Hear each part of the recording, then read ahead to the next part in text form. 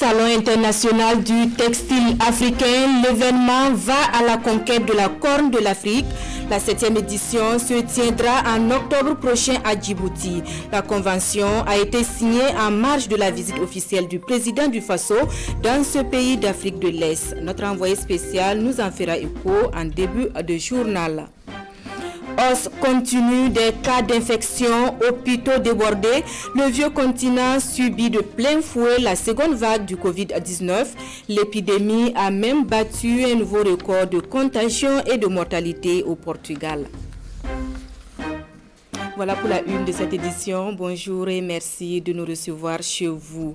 Visite officielle du président du Faso à Djibouti. On en reparle dans ce journal avec cet accord portant organisation de la prochaine édition du Salon international du textile africain. La 7e édition se tiendra à Djibouti sous le signe de la résilience face au Covid-19 et le développement du e-commerce. La signature de l'accord est immortalisée pour nous par notre envoyé spécial Draman Guéné. La 7e édition du Salon international du textile africain se tiendra en octobre prochain ici à Djibouti.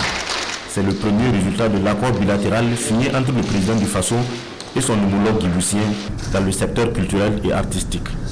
Le promoteur du salon, le député Abdoulaye Moussé, a défendu le projet avec succès auprès des autorités djiboutiennes. La 7e édition doit se dérouler à Djibouti.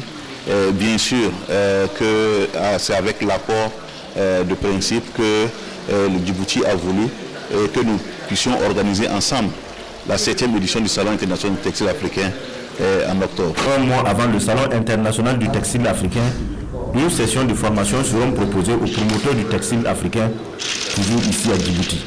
Pour accélérer l'écoulement plombé par le Covid-19, le salon prévoit aussi une formation sur le e-commerce afin de donner une seconde chance au commerce du textile africain. Le Salon international du textile africain est une idée burkinabé, mais à la limite, la participation, c'est l'ensemble des pays africains qui se retrouvent pour célébrer le textile.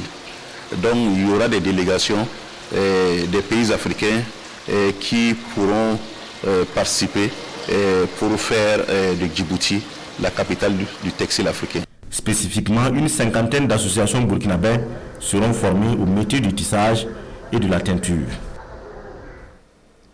Retour au Burkina pour ces questions. Quel bilan de la mise en œuvre des recommandations du symposium sur l'industrie et surtout quel impact sur le terrain? Les acteurs se sont retrouvés à Bobo-Dioulasso pour une évaluation 3 ans après la mise en œuvre de ces recommandations. De cette évaluation, il ressort que des acquis ont été engrangés, mais des défis demeurent. La substance de la rencontre avec Lamine Karantaou et Karim Sissi. Le monde industriel est entré dans une phase de relance depuis la tenue en 2018 du Symposium national sur l'industrie. Sur les 49 recommandations issues de ce symposium, certaines ont été réalisées grâce à la volonté politique du gouvernement.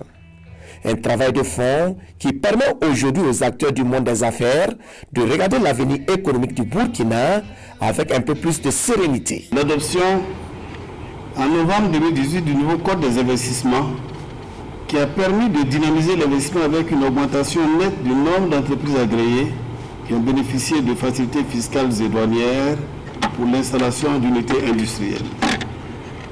L'initiative de renforcement du capital productif des petites et moyennes entreprises, IRCP PME, que la Chambre de commerce et d'industrie du Burkina Faso a activement soutenue et qui a permis de doter plus d'une centaine de PME en équipement de production. Ces actions ont permis de sauver nos entreprises emblématiques comme la SN Sosuco, la SN Citec et la SAP Olympique, de même que les nombreux emplois qu'elles ont créés et décuplé notre contribution à la formation de la richesse nationale.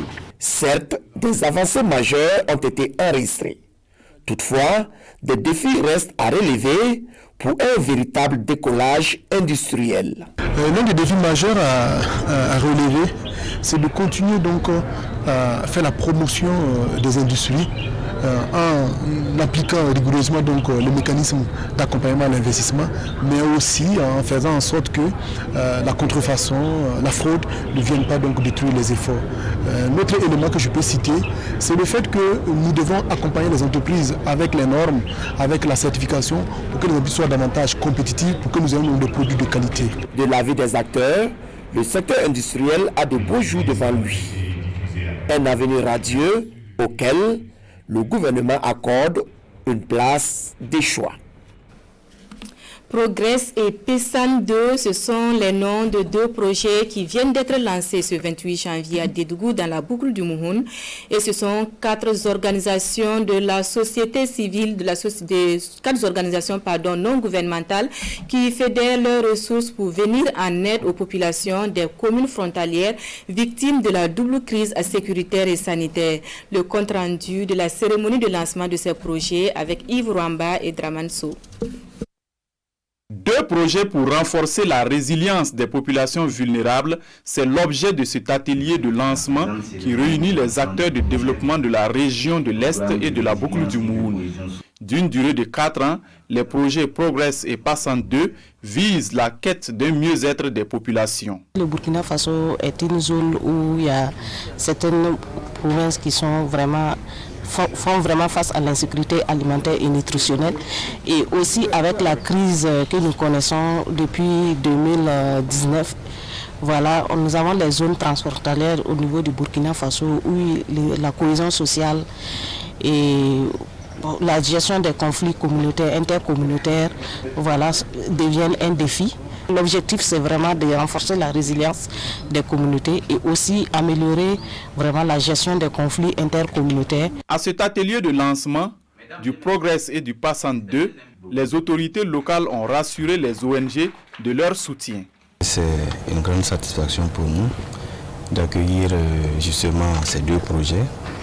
Comme vous savez, nous sommes une région à fort défi sécuritaire et en plus nous avons donc la Covid-19 qui a fortement ébranlé l'ensemble des ménages. Et accueillir donc ces 2 projets, je pense que c'est vraiment une très bonne chose. Le consortium qui pilote ces projets est composé des ONG Acted, Search for Common Ground, Action contre la faim et la Fondation Terre des Hommes. Les bénéficiaires sont les communes frontalières dans les régions de l'Est et de la boucle du Mouhoun qui font face aux conséquences de la crise sanitaire et l'insécurité. L'Agence française de développement, elle veut renforcer le pouvoir et la capacité d'action des femmes.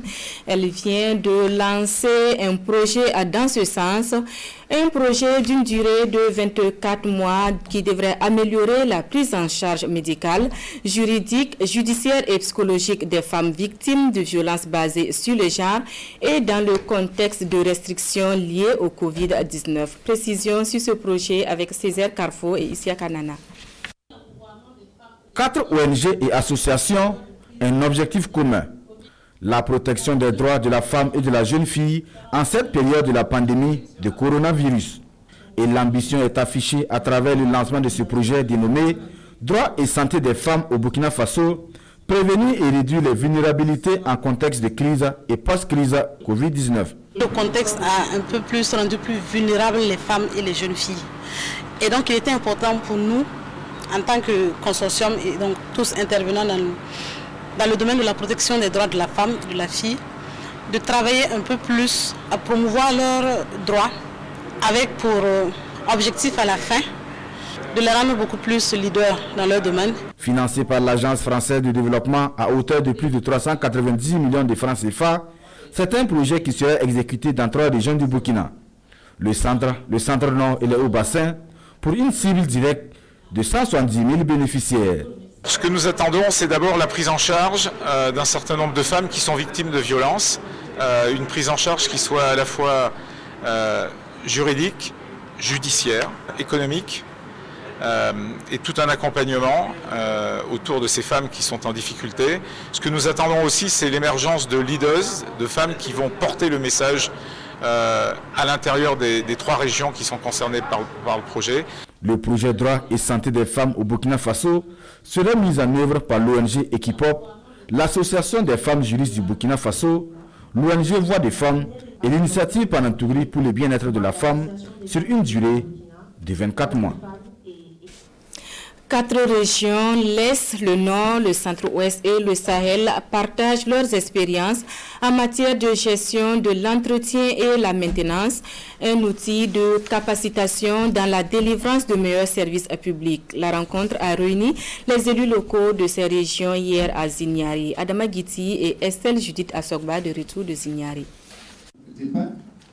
Cette session d'échange regroupe les collectivités territoriales, les présidents des conseils régionaux et les agents de l'administration publique. Ils sont ici à Zignari pour un partage d'expériences sur le processus de la gestion, de l'entretien et de la maintenance du patrimoine immobilier relevant de leur ressort territorial. Un outil dont la mise en œuvre est assurée par la coopération suisse à travers le programme d'EPAC, programme d'appui à la décentralisation et à la participation citoyenne. Un programme de 12 milliards de francs CFA et qui comprend 3 étapes. La deuxième phase, elle a démarré depuis 2018, donc elle vise à consolider les actions entamées déjà dans la première phase, dont la gestion, entretien, maintenance qui va être abordée ce matin. C'est-à-dire qu'il y a des ouvrages qui ont été réalisés, comment travailler à pérenniser ces ouvrages-là de sorte à ce qu'elles puissent, dans la durée, servir aux collectivités et surtout aux populations qui les utilisent. Pour la ministre déléguée chargée de la décentralisation, c'est une belle opportunité qui s'offre aux élus locaux venus de 26 communes des régions du Nord, du Centre-Ouest, de l'Est et du Sahel de s'approprier cet outil. Une chose est de venir apprendre des connaissances, l'autre chose c'est de mettre en pratique. Voilà, c'est tellement important, nous les invitons en tout cas à s'approprier cet outil, à participer à ces débats pour comprendre davantage comment est-ce qu'ils doivent gérer désormais leur patrimoine immobilier. L'ambition à terme est d'étendre le processus de la gestion, de l'entretien et de la maintenance au niveau national. Parlons environnement à présent et nous nous rendons à Waiguia et sur les pas du ministre en charge du développement durable. Siméon Sawadogo était dans la forêt du patriarche Yacouba Sawadogo, champion de la terre. Visite terrain suivie d'échanges sur le processus de sécurisation physique et administrative de la forêt. Boukari Ouedraogo et Moussaki. Au milieu de concessions à Gourga, secteur 15 de Waiguia, la forêt de Yacouba Sawadogo. Une forêt qui a vu le jour grâce à la technique du Zaï. Elle est le fruit d'un travail d'environ 50 ans, consacré à la récupération des terres dégradées. Et le ministre en charge de l'environnement visite sur le site, réagit. Et c'est un exemple que nous voyons ici. Moi, quelqu'un qui vendait de la cola, qui a abandonné tout et qui a donné toute sa vie pour la constitution de cette forêt. On l'a pris pour un fou. Mais aujourd'hui, regardez donc les bienfaits de cette forêt. Cela nous interpelle. Mais le ministre est ici, sur instruction du président du Faso et du premier ministre. Sa mission, constater l'effectivité des activités de sécurisation du site et relever les difficultés. Sur place, le ministre propose des solutions. Ceux qui n'ont pas encore construit, donc on va trouver une formule pour eux. Ceux qui ont construit, on verra avec donc le conseil régional, la mairie, éventuellement avec le gouvernement, ce qui pourra être fait pour ceux qui vont faire la construction, afin que nous puissions préserver cette forêt-là. Quand vous parlez foncier, nécessairement, il y a toujours de nouvelles têtes qui apparaissent. Surtout que dans une zone pareille, où on peut penser que c'est des terres familiales, il y en a qui ont déjà, donc dans le cadre donc, de la loi portant foncier rural, ont déjà cédé quelque part de cette forêt-là donc à des particuliers. Donc à l'insu même du vieux Yacouba. Donc comme c'est à l'intérieur de la famille, c'est des questions que nous allons travailler à régler. Et Yacouba Sawadogo apprécie fortement ces propositions. Il exprime au ministre toute sa gratitude, mais son vœu le plus ardent, clôturer son site le plus vite possible. Tout le monde peut bénéficier de cette activité. Si la forêt est sécurisée, nous gagnons, ainsi que les générations futures. Pas d'inquiétude pour la clôture du site d'environ 28 hectares, explique le responsable de l'entreprise en charge des travaux. Un mur d'1 mètre de hauteur, avec du barbelé superposé, est pour bientôt. Nous sommes sur les travaux de fouilles après l'implantation topographique d'une partie des limites du terrain du vieux Sawadogo. Vous savez qu'il y a des parties qui sont un peu en discussion avec d'autres personnes. Donc nous n'allons pas nous dévancer l'iguane dans l'eau. Il faudrait que l'autorité règle toutes ces questions avant que nous abordons ces parties. De retour du site, le ministre convoque les acteurs indiqués pour la survie de la forêt pour des échanges. Objectif: finir avec les problèmes liés au site, qui constitue aujourd'hui un bien médical et touristique pour le Burkina Faso. Retour à Ouagadougou, où les artistes qui ont vu leurs œuvres exploitées pendant la campagne électorale passent à la caisse depuis hier. Et ce sont 28 millions de francs CFA qui ont été perçus par le Bureau burkinabé de droits d'auteur et qui sont en train d'être redistribués aux artistes. Jean-Eudes Bayala et Moumouni Soubega ont fait un tour ce matin au BBDA. Leur constat. Artistes, musiciens, arrangeurs, Lassane Zungrana a arrangé les œuvres de 2 artistes burkinabés qui ont presté pendant la précédente campagne électorale. Ce 29 janvier, il est dans les locaux du BBDA, le bureau burkinabé du droit d'auteur, pour percevoir son droit. C'est pas un secret, j'ai perçu 17 409 francs. Je pense que c'est très bien. Je suis bien satisfait parce que je ne m'attendais pas à ça. Et je remercie beaucoup le BBDA pour ce qu'ils apportent aux artistes. Ils nous ont fait vraiment du bien. Voilà, on pense que si ça continue dans cette lancée, ça pourrait être bien. Comme lui, Wenpanga et Evalisco sont également là pour la même cause. Et c'est dans les régions que ces artistes ont animé les meetings des partis politiques. Ça peut valoir au moins 90 000 et quelques. J'ai presté environ 7 meetings. C'est dans les communes de la province de l'Obritenga.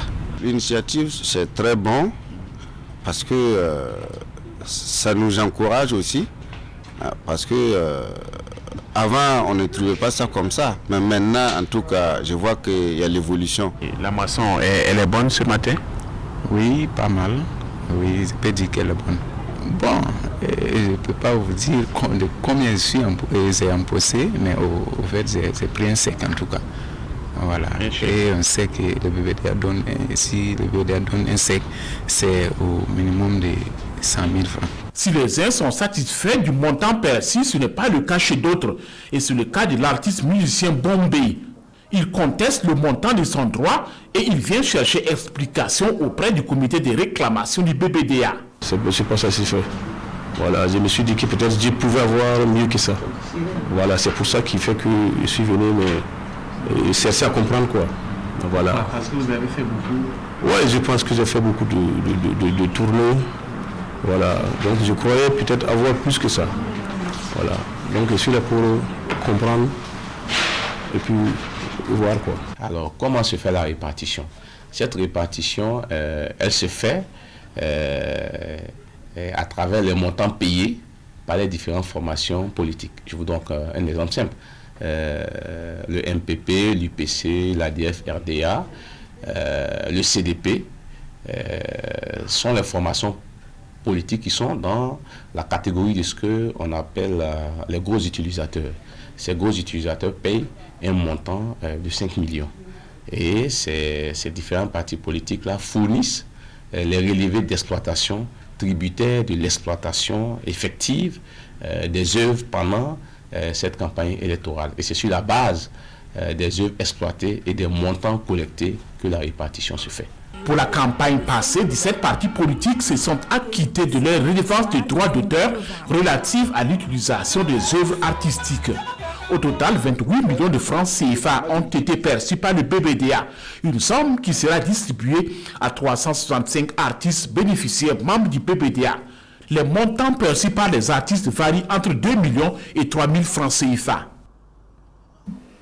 Hausse continue des cas d'infection, hôpitaux débordés, le vieux continent subit de plein fouet la seconde vague du Covid-19. L'épidémie a même battu un nouveau record de contagion et de mortalité au Portugal. Proportionnellement à sa population, le Portugal est actuellement le pays le plus durement frappé au monde par le Covid-19. Le gouvernement a demandé de l'aide à ses voisins européens pour envoyer des patients portugais afin de désengorger les hôpitaux du pays. Déjà soumis à un confinement, le Portugal va fermer sa frontière avec l'Espagne pour au moins 2 semaines.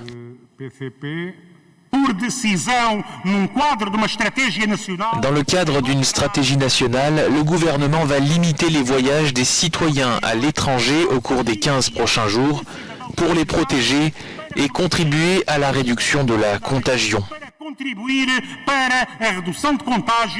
Au Royaume-Uni, les services de santé sont également mis sous pression. Des milliers de nouveaux patients entrent à l'hôpital chaque jour. Environ 1000 personnes succombent au Covid-19 quotidiennement. En France, la situation reste également tendue. Un confinement semble inévitable dans les prochains jours. Nous sommes sur un plateau montant. Un peu plus de 20 000 cas positifs diagnostiqués chaque jour, c'est beaucoup. C'est moins que les 50 000 cas de la vague de l'automne que nous avions par jour, mais cela reste à un niveau élevé. Et quand on regarde la tendance, cela augmente d'environ 10% par semaine, en moyenne, depuis 3 semaines. Certains pays comme la Pologne, la Croatie ou Chypre envisagent de rouvrir certains lieux de vie comme les centres commerciaux ou les musées, mais l'OMS les met en garde. Les mesures de confinement introduites pour limiter la propagation du virus, en particulier les nouveaux variants plus transmissibles, ont entraîné une diminution des nouveaux cas en Europe. 30 pays ont connu une diminution significative de l'incidence cumulée sur 14 jours, soit 7 pays de plus qu'il y a 2 semaines. Pourtant, les taux de transmission dans toute l'Europe restent très élevés, ce qui a des répercussions sur les systèmes de santé qui sont soumis à rude épreuve. Il est donc trop tôt pour assouplir les mesures. Les laboratoires pharmaceutiques ont annoncé des retards dans la livraison des doses de vaccins. Résultat, le délai d'attente pour recevoir une injection est parfois repoussé, comme en Île-de-France où 20 000 rendez-vous ont été reportés.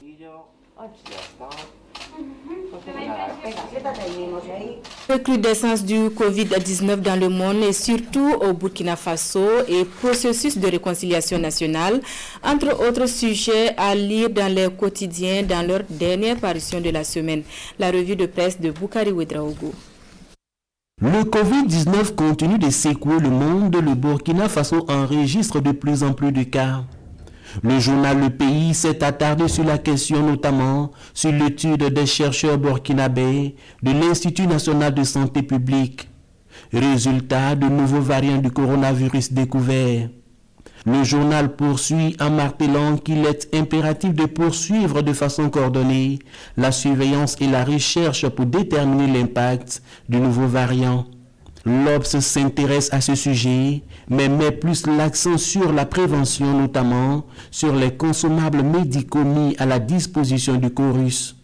Un geste du comité de gestion du fonds issu du coronaton dirigé par le patron du Parlement, Bala Sakandé. Au chapitre de la réconciliation, Zéphirin Diabré prend conseil auprès des sages de l'appel de Manega. Le journal poursuit en affirmant que les sages ont demandé au ministre en charge de la réconciliation nationale de prendre en compte les problèmes de parcelles, les problèmes entre agriculteurs et éleveurs, mais surtout les problèmes des populations chassées de leur village. L'Obs évoque aussi cette question de réconciliation nationale en donnant la parole à Pascal Zaïda, coordonnateur du cadre d'expression démocratique. Et ce dernier d'affirmer que l'ancien président Blaise Compaoré est prêt à rentrer au pays si toutefois il a la garantie d'avoir une justice impartiale. Le quotidien de Tassidoya fait un tour au centre-nord chez les déplacés internes. Une immersion pour mieux comprendre la vie de ces personnes, soutenues parfois par des personnes de bonne volonté. Fin de cette édition. Merci à vous qui l'avez suivi. La session d'information à Moré, Djoula et Fulfulde, c'est dans une poignée de minutes. Bon après-midi en compagnie de nos programmes.